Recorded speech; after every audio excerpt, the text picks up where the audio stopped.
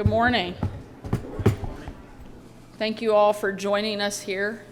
It is absolutely wonderful to be here with President Hester, Speaker Shepard, and all of our partners from this week's historic legislative session.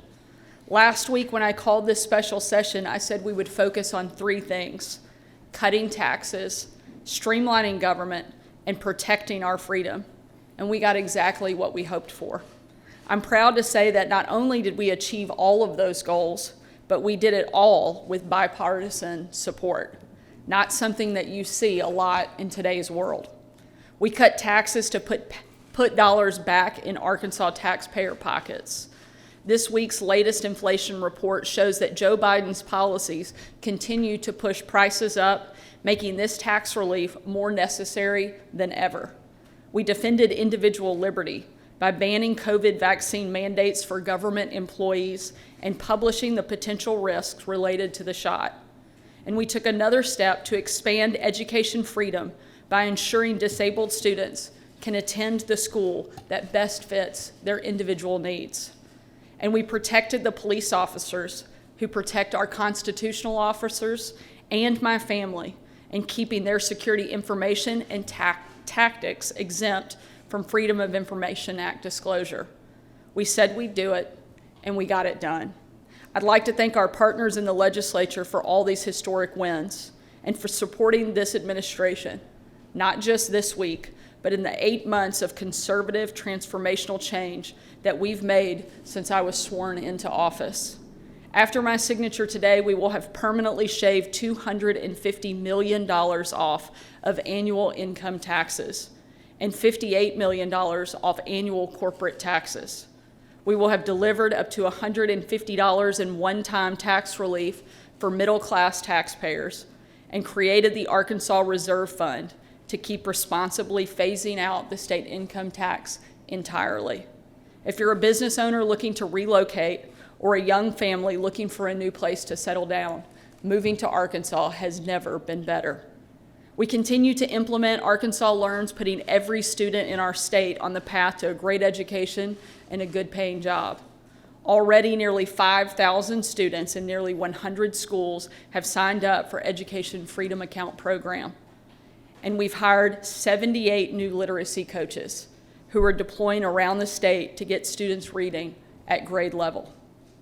Every teacher is starting this school year with a salary that is thousands of dollars, sometimes over $10,000 more than they were paid last year. On crime, we are implementing our Safer, Stronger Arkansas reforms to put hardened criminals behind bars. Our Department of Corrections has already brought hundreds of new prison beds online and is planning for the 3,000 more that will be added. Repeat offenders and killer drug dealers are going to think twice before committing their next crime because they know they will no longer be let off with a slap on the wrist. We are protecting our kids from online threats, and big tech companies are waging an all-out war on our state to prevent our reasonable reforms from going into effect. I say that if these abusive, addictive companies are this scared of us, we must be on target. And people around the country are looking to Arkansas as a bastion of normal in an ever crazier world. No more men playing women's sports, no more indoctrination in our schools, no more gender science experiments on our kids. This is what this administration and this legislature have been able to do in just 8 months. And we're not stopping here. We are breaking the status quo. We are bucking special interest, and we are making Arkansas the absolute best state in the union to live, to work, and to raise a family. I can't thank our legislature enough for their hard work and their partnership. Now I'm going to turn it over to Bart and Matthew to make a few words. I'll come back up and take questions, and then we will sign some wonderful new legislation into law. Thank you.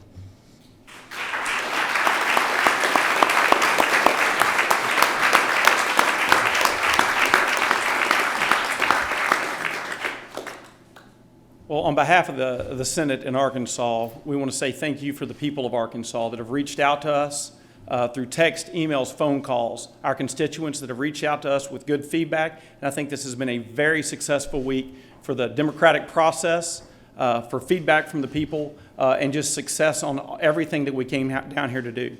You know, there's nobody in this building that likes to save money in a good, strong savings account like Jimmy Hickey, and we're about to sign a bill to protect that. There's nobody in here that understands the importance of responsible tax cuts and doing it the right way than Senator Jonathan Dismaying, and we're about to sign a great tax cut bill. And there is nobody that I know in this building that is for removing requirements for vaccines as much as Senator Josh Bryant, and we're about to sign that bill.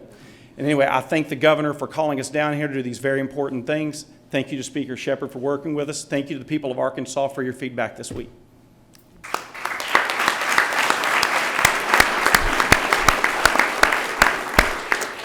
I would just echo Senator Hester's comments. I want to thank the governor and her staff, as well as Senator Hester in the Senate, for all of their work. I want to thank my fellow members of the House. We've worked hard this week, and there's been a lot of discussions, a lot of collaboration, a lot of back and forth. But at the end of the day, as we've done time and time again, we've come together to do the work of the people of Arkansas, and it's important work. And I want to thank our sponsors that stepped up and took the lead, particularly Representative Eves on the tax cut, Representative Beatty on the reserve fund, and then Representative Ray on the FOIA bill, but all of our sponsors as well for the hard work that they have done, and look forward to signing these bills into law. I think, as I said earlier, once again, the Arkansas legislature, in concert with the governor's office, has come together to do the work for the people of Arkansas. And once again, we're going to cut taxes while at the same time saving money and doing this all for the benefit of the people of Arkansas. That's something that I think we all can be proud of, and I look forward to seeing each of these pieces of legislation signed into law. Thank you.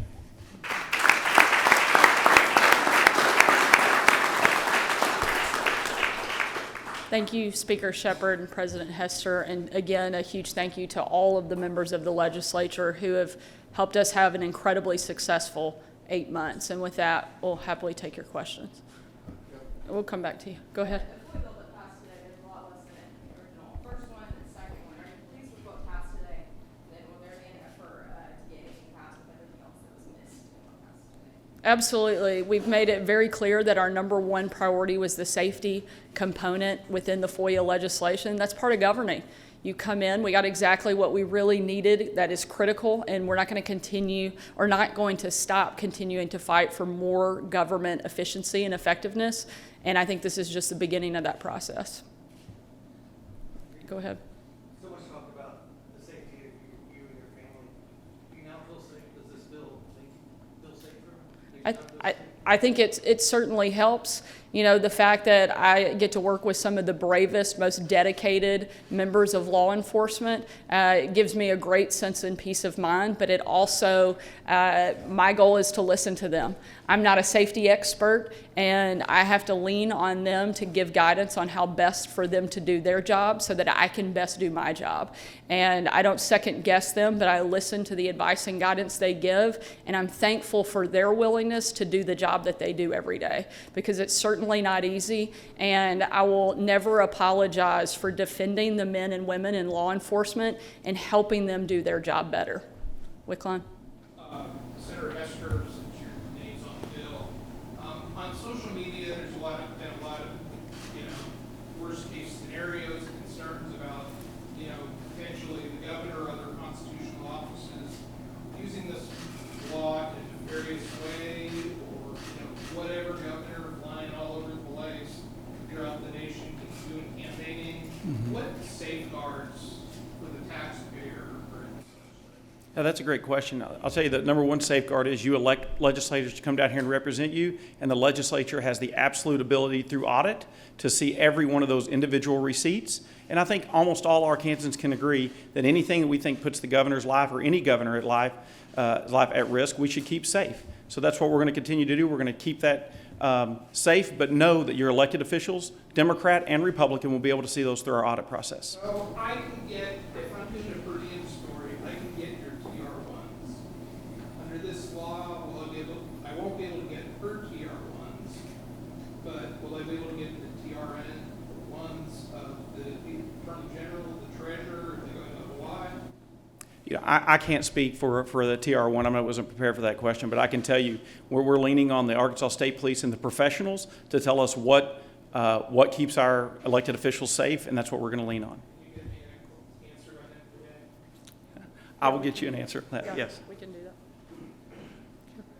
that. I think one other important piece to note here is that we actually added new language and put a new requirement on our own agency to disclose expenses, something that has never been done in the past. And so we are trying to add in layers of transparency so that you can see those things. And to Bart's point, you will still have access to information through the legislature as well. DeMillo? Given that you pushed for much broader changes at the beginning with the FOIA bill, the pushback that came from it, did you misjudge how much support there was around the state for the Freedom of Information Act when you proposed broader exemptions? I don't think so. I think you always go as big as you can and look for those changes that you know will make governing more effective, more efficient. Our job is to work with our partners in the legislature. We don't get to dictate the rules of the game all by ourselves from the executive branch. We put something out, we worked with our partners, we're very happy with the result and what came from it. We made it very clear on the front end that this was the most critical and important piece, was the safety and the security component. And we now have a bipartisan piece of legislation that was supported not only by Republicans and Democrats, but also endorsed by the Arkansas Press Association, the Arkansas Broadcasters Association, bringing, frankly, a lot of unlikely allies to the table. And again, I think this is the first step. We came here to shake things up, to change the status quo, and frankly, we're just getting started 8 months in. Do you plan on, if you do push for additional exemptions, do you plan on doing it in less of a compressed time period? You know, a lot of the complaints were that you're trying to do this during a special session. Would you rather do it in a regular session rather than move quickly like this? I'm not ever going to take options off the table. I think anytime we have the opportunity to do better by Arkansans, we're going to look for those moments. If that is being able to chip away at our state's income tax like we're being able to do and we'll sign into law here in a few moments, that's a great thing for Arkansans. And I don't think that's something we should have waited to do. So most certainly when we have opportunities to better the people, better the government, then we're certainly going to do that. Take one last question. On the original FOIA bill, there was like 40-something responses. There was a lot of support. But quickly, Monday, a lot of support started to fade away. Did you do a good enough job of communicating with lawmakers about what was in the bill before the session started? I think if you look at the final package, it was passed overwhelmingly in both the House and the Senate, also with bipartisan support for every single piece of legislation that we'll sign today. I think that's a huge victory, not just for those of us standing up here, but frankly, for the entire state of Arkansas. Thank you all so much. Appreciate it.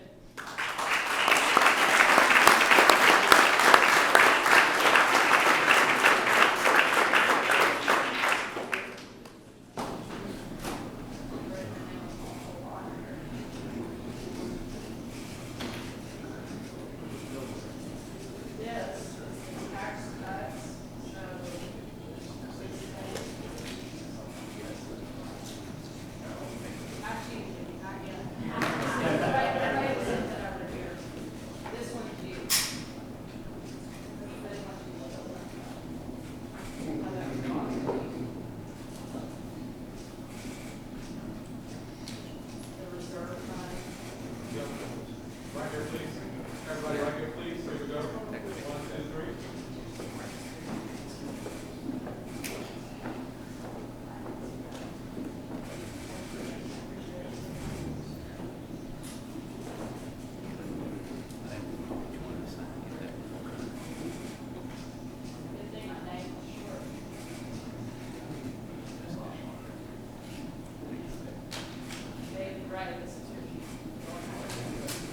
Okay, everybody right here, please. 1, 2, 3.